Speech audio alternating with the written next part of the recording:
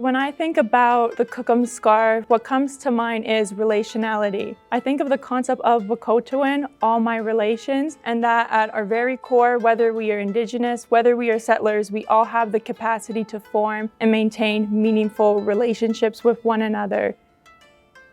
Danse, Privit, hello, Julia Nitsika-san, Menezvate Julia.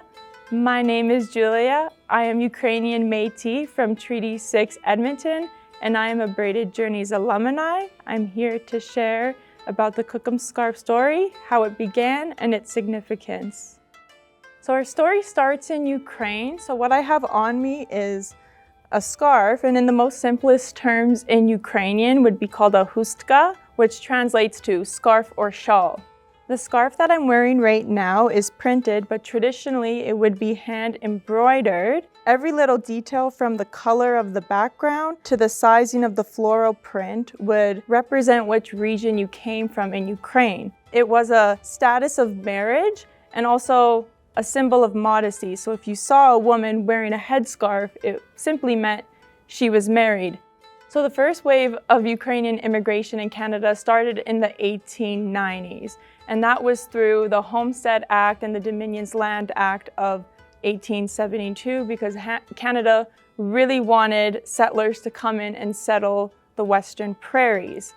Ukrainians found it quite difficult when they first got here. They struggled to survive, and many people did face starvation in their communities just trying to make it through that first harsh winter. And it was initially Indigenous women who extended themselves to help out newcomers live off the land. They shared their knowledge that they've carried since time immemorial, and through the support of Indigenous women with other Ukrainians, specifically women as well, formed bonds. And these bonds were shaped around commonalities. Even though Cree and Métis cultures are very different from Ukrainian cultures, they found this common ground with the love of fiddle music, appreciation for dance, having a strong connection to spirituality, and both communities that highly honor and respect their grandmothers. So as a symbol of friendship and gratitude for supporting them through hard times, Ukrainian women offered and traded the hustka to Indigenous women. So now we come to the question, why is it called Kokum Scarf? Why is it grandmother scarf?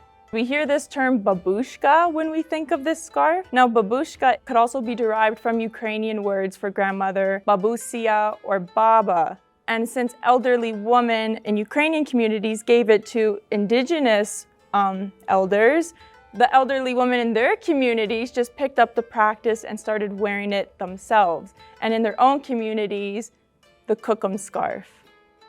So as a Métis Ukrainian, I always feel I live in two separate worlds, but I never fit in. I have one foot in one door, one in the other, but I'm not fully inside.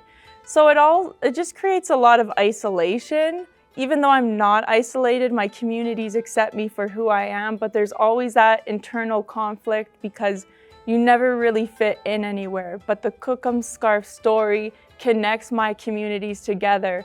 You know, you hear a lot of stories of conflict and people not getting along and racism, and it's exhausting to hear all the time, but to know that there's at least one snippet in history where there were meaningful relationships and people cared about each other and got along, that's why it's important to me.